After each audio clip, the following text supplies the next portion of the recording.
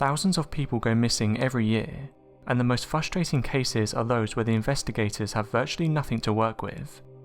Some missing people are never found, but they are never forgotten. In this video we count down 5 people who mysteriously disappeared. April Fabb was born on the 22nd of April 1955 in Metton, Norfolk. She lived at 3 council houses with her father Ernest, her mother Olive and her older sister. She had another older sister who lived with her husband on Cromer Road in Ruffton. At about 1:40 p.m. on Tuesday the 8th of April 1969, April left her home to visit her sister in Ruffton. She had a pack of 10 cigarettes and a handkerchief in the saddlebag of her bicycle. She was going to give the cigarettes to her brother-in-law for his birthday. She was wearing a wine-coloured woolen skirt, a green jumper, a pair of long white socks and a pair of wooden-soled sandals. Shortly after leaving home, she met 2 friends at the donkey field next to Harrison's farm on Cromer Road in Metton. After 10 minutes she left, stating she was on her way to her sister's. Just after 2 p.m, an employee at Harrison's farm saw April riding her bicycle along Ruffton Road in the direction of Ruffton. This was the last known sighting of April. At about 2:15 p.m, Surrey workers in a van saw April's bicycle lying in a field on the Metton to Ruffton Road, just a few hundred yards from where she was last seen.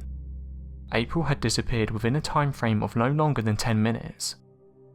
At about 3 p.m. the same day, a local man was driving his mother home when he saw April's bicycle in the field. He took it to the police house at Ruffton where he handed it to the village PC. The cigarettes, money and handkerchief were still in the saddlebag. It became apparent later that evening that April was missing when her mother realised she never reached her sister's house in Ruffton. By the following morning, a full-scale inquiry was underway.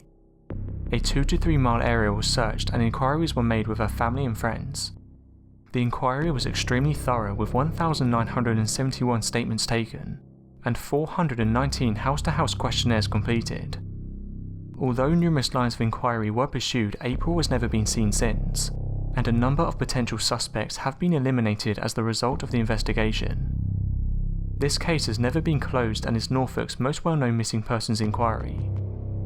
Over the years since April disappeared, new information from the public has regularly been investigated. This case will never be officially closed until April's location is discovered, and any subsequent investigation has reached a conclusion. In 2010, a team of forensic anthropologists have started a project using GIS mapping technology to ascertain if it can help with locating April's location. This project is likely to be long-term, and results are not expected in the near future. On the morning of July the 18th around 9 a.m, Barbara Bolick left home for a hike with Jim Raymaker, a friend of her husband's cousin. The cousin and Raymaker were visiting from California. The group had been up late the night before, and neither the cousin nor Barbara's husband Carl felt like joining the hike. Before leaving, Barbara told Carl that she and Raymaker were heading for Bear Creek Overlook, a favourite spot of Barbara's where she often took visitors to show them the view. According to Raymaker, he and Barbara took the planned hike and stopped at the overlook for a snack. They stayed at the overlook for about half an hour before starting to make their way back down. Raymaker says he took a last look at the view while Barbara started walking. He turned to catch up with her less than a minute later. Barbara was gone and has never been seen since. Raymaker walked down to where the Forest Service crew was doing road constructions near the trailhead and asked if the workers had seen Barbara. He and a crew member walked back to Raymaker's car. Still no sign of Barbara. Raymaker says he then walked back up to the overlook. The Forest Service crew saw him return about 90 minutes later, when he reported that he still couldn't find the missing woman and so someone called a ranger. The implausibility of Raymaker's story is one of the marks in favour of it being the truth. The area around the overlook is described in one news article as slightly timbered, the ground covered in shale fragments. Every footstep makes a noise and there are few hiding places. The official position of the County Sheriff's Department is that Raymaker is not a suspect.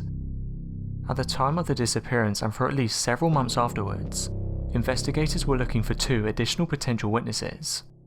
A pair of young men who passed through the Forest Service worksite about half an hour before Raymaker first appeared looking for Barbara. Raymaker says that he and Barbara ran into these men on the trail. If so, they are the only people who can confirm that Barbara was in fact on the mountain that day, because Raymaker's car was already parked at the trailhead. but if the investigators have ever located these two men, it hasn't been mentioned in any articles.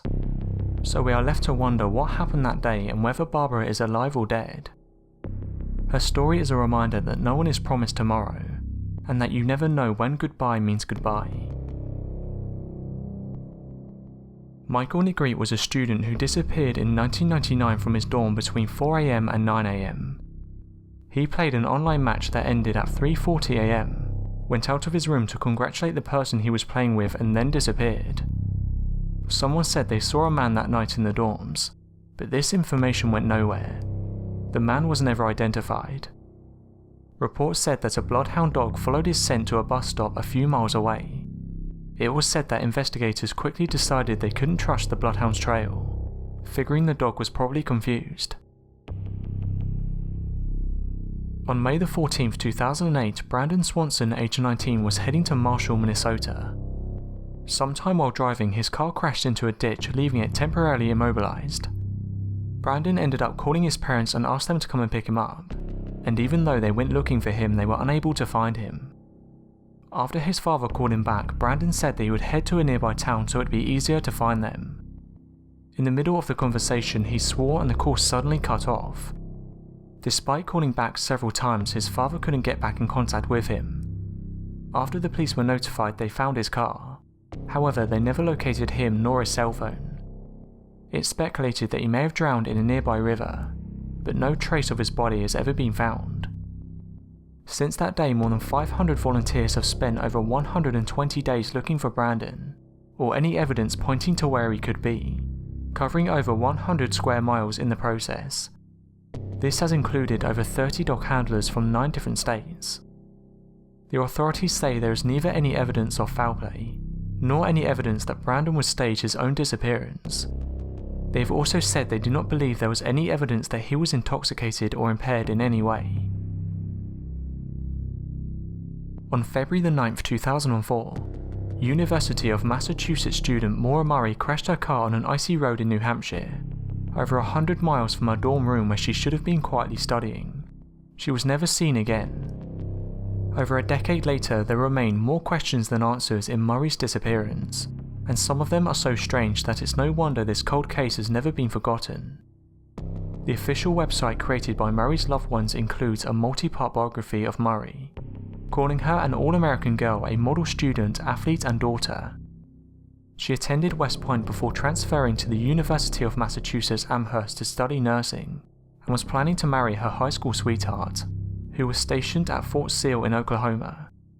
It remains unclear why exactly she left West Point. Some investigation has suggested that she may have been asked to leave for a violation. During her time at the University of Massachusetts, Murray ran into some legal trouble, and was charged with improper use of a credit card a few months before her disappearance for possessing and using stolen credit card numbers. In the days before she disappeared, Murray emailed professors to tell them that she would not be attending class, claiming there had been a death in the family, but there was no death, and nothing except a few internet searches and a phone call to a Vermont rental property to give any clues as to where Murray was heading or why. That February night in 2004, Murray drove her Saturn up Route 112 in New Hampshire. It was dark. There were snowbanks on either side of the road and her car had been having problems. In fact, her father Fred Murray had gone to visit her at school only a few days before to go car shopping, although they never ended up purchasing a new car. Local bus driver Butch Atwood was on his way home when he came across the wrecked Saturn, and a woman matching Murray's description. He offered to help, but she insisted that she had already called the car service. He thought this was strange since cell phone reception was notoriously spotty in the remote area. Atwood went home, filed some paperwork for his job and decided to call the police anyway. By the time the police arrived at 7:46 PM, the Saturn was still in the road but Murray was gone. There was no sightings of any other vehicles, no footprints in the fresh snow. The area had been searched many times over the years, and if Murray was taken by one of the few people living within walking distance of the crash site, or if she wandered off to die in the elements, her body has never been found. Murray's father maintains that Murray was abducted, and he has not given up his search for his daughter, whether dead or alive.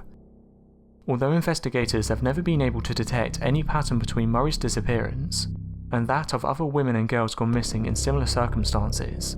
There have been cases that might indicate the possibility of a connection. So that was 5 people who mysteriously disappeared. Thanks for watching, and don't forget to subscribe for more countdown videos.